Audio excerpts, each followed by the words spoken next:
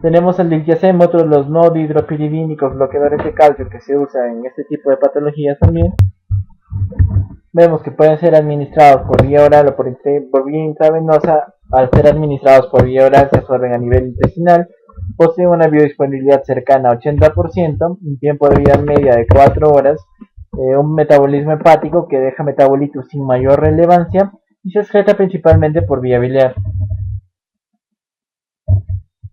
En cuanto a sus reacciones adversas, vemos que son las de bloqueo auriculoventricular de cualquier grado, bloqueo de rama de algún haz de His, eritrodermia, rash, edema de miembros inferiores, y en cuanto a sus interacciones vemos que principalmente nunca debe administrarse conjuntamente con dantroleno, posee efecto aditivo con otros antiarrítmicos, aumentan sus niveles plasmáticos, la cimetidina y la ranitidina, sus niveles plasmáticos disminuyen por un inductor enzimático, en este caso la rifampicina, aumenta las concentraciones plasmáticas de estatínicos, triazolam, midazolam y prednisona.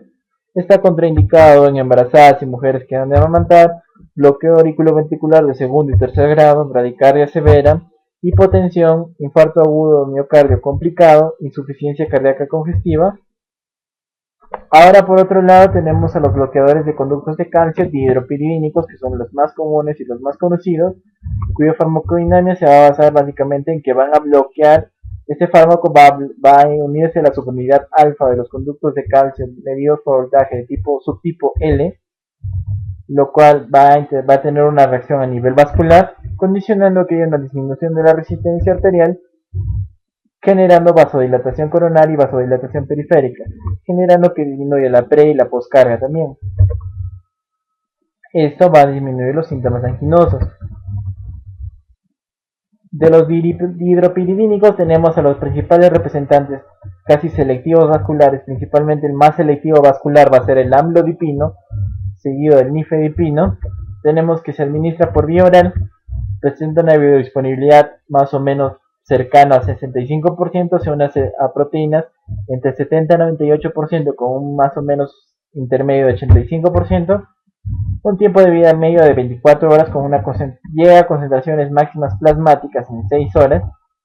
Metabolismo hepático extenso por parte de la CIP de 3 a 4. Se excreta 60% por vía renal, el resto se excreta en heces. En cuanto a sus reacciones adversas, vamos a ver que las principales son la de edema malleolar, hipotensión y flushing. El flushing va a ser básicamente el enrojecimiento, la rubicundez a nivel facial. Cefalea. En cuanto a sus interacciones, vemos que van a aumentar el riesgo de rabdomiolisis, principalmente de la simvastatina, la atorvastatina y la lovastatina. Va a incrementar los niveles plasmáticos de cimetidina.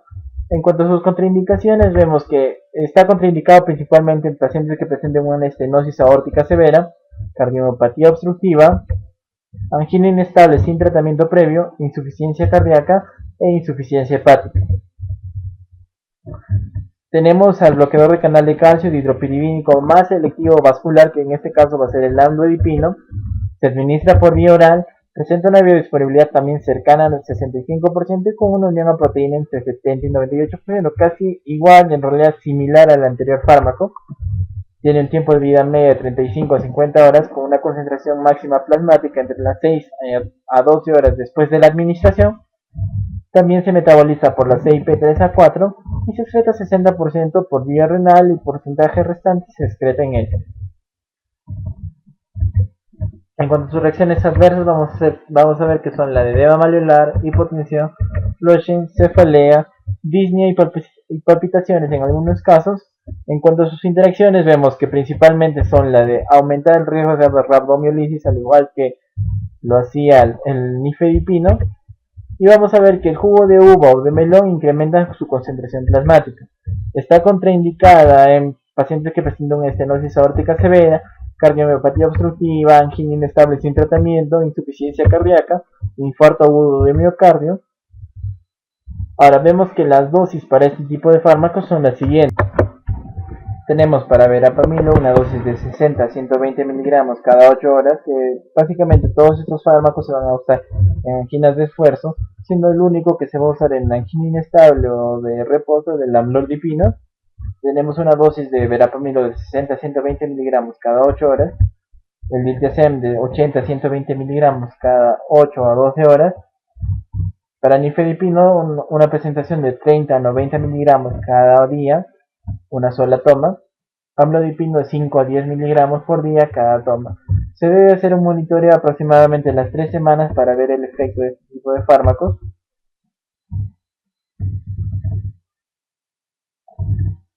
Tenemos ya los grupos que vienen a ser de segunda línea, van a ser los fármacos que se dan cuando no se pueden usar beta bloqueadores por las contraindicaciones que se observan, o no se pueden usar bloqueadores de canales de calcio por complicaciones como la insuficiencia cardíaca congestiva en este momento. Tenemos principalmente los inhibidores del flujo IF del nódulo sinusal. El principal representante es la ivabradina. Se administra por vía oral con una biodisponibilidad de 40%, se distribuye 70% en proteínas plasmáticas con un tiempo de vida media de 11 horas. Vamos a ver que se metaboliza a nivel hepático e intestinal por la CYP3A4. Se excreta por vía urinaria y biliar en igual porcentaje, aproximadamente solo 4% se excreta sin mayor cambio alguno metabólico. En cuanto a su farmacodinamia, vamos a ver que en sí el fármaco va a inhibir la corriente IF a nivel del nódulo sinusal, lo cual va a generar una disminución de las despolarizaciones diastólicas espontáneas. Esto va a disminuir la frecuencia cardíaca. Todo eso en el nódulo sinusal solamente. Ahora, hay otra corriente que es la corriente IH que se da a nivel retiniano, lo cual va a generar también, ese fármaco va a generar la inhibición de esta corriente, lo cual va a explicar las siguientes RAMs que vamos a ver a continuación. Vamos a ver que pese a que tenga una modificación en lo que es la frecuencia cardíaca, no va a afectar ni la pre ni la postcarga en ese momento del paciente. En cuanto a sus reacciones adversas, la principal va a ser básicamente la de generar fosfenos, fenómenos luminosos, como les había mencionado, por la inhibición de la corriente IH a nivel retiniano, y más o menos los fosfenos se ven así. Tenemos que pueden generar visión borrosa, bloqueo auriculoventricular de primer grado, cefalea, mareos. En cuanto a sus usos clínicos, básicamente se usa en angina de pecho estable en pacientes con ritmo sinusal y que tienen una terapia que no son candidatos para el uso de beta bloqueadores ni de bloqueadores de canales de calcio, y por tanto se consideran estos fármacos de segunda línea. Se usa en una dosis aproximadamente de 5 a 7 miligramos cada 12 horas, que debemos reevaluar la respuesta al tratamiento y reajustar la dosis cada 4 semanas, y debemos de suspenderla si es que vemos que el paciente presenta una frecuencia cardíaca menor a 50 por minuto. En cuanto a sus interacciones, vemos que se reduce su actividad con rifampicina, barbitúricos, fenitoína, aumenta su actividad con diltiazem, verapamilo, jugo de melón. Está contraindicado en pacientes con insuficiencia hepática, pacientes con insuficiencia renal, embarazadas y mujeres que dan de amamantar, en pacientes que presentan bradicardia, shock cardiogénico y angina inestable. Tenemos al segundo grupo de fármacos de segunda línea, los inhibidores de canales de sodio. Vamos a tener al principal representante aprobado por la FDA, que viene a ser la ranolazina, la cual se administra por vía oral.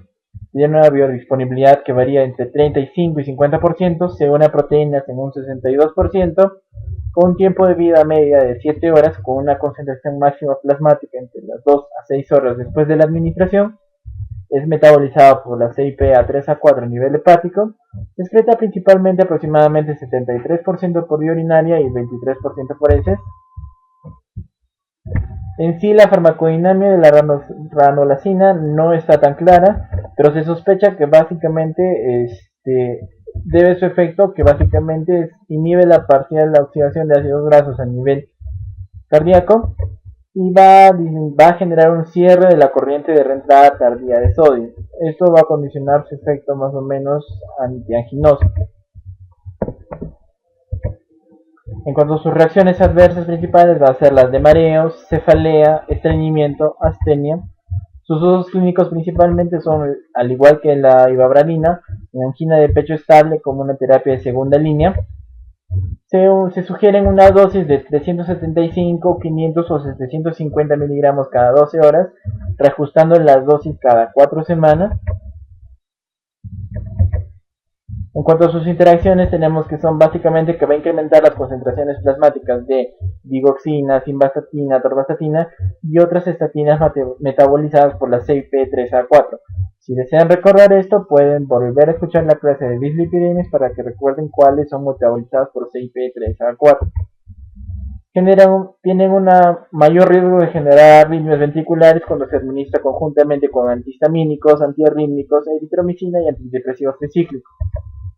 Está contraindicado en pacientes con insuficiencia hepática, con insuficiencia renal y que estén actualmente en el programa de Targa.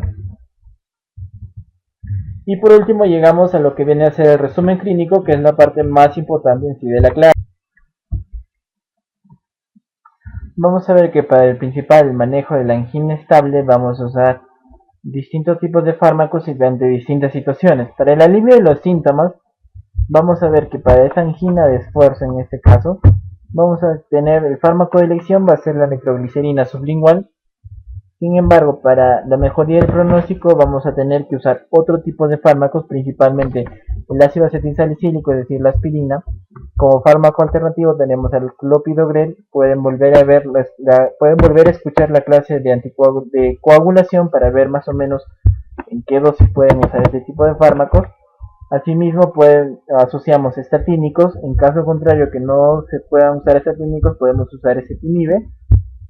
Se usa asimismo inhibidores de la enzima convertidora de angiotensina y bloqueadores de los receptores de angiotensina. En caso contrario, no se pueden usar YECA.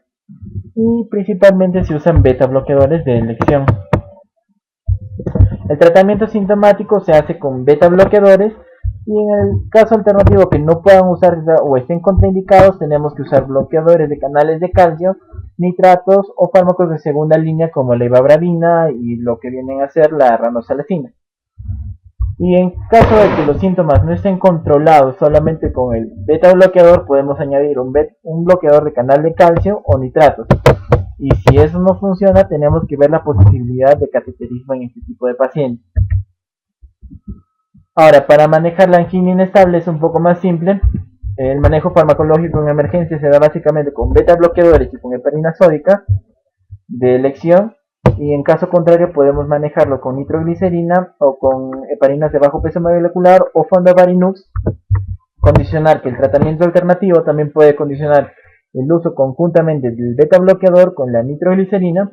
Y para la prevención secundaria vamos a usar ácido acetilsalicílico, es decir, aspirina o clopidogrel. O en todo caso podemos usar los dos como mecanismos para evitar futuros episodios anginosos.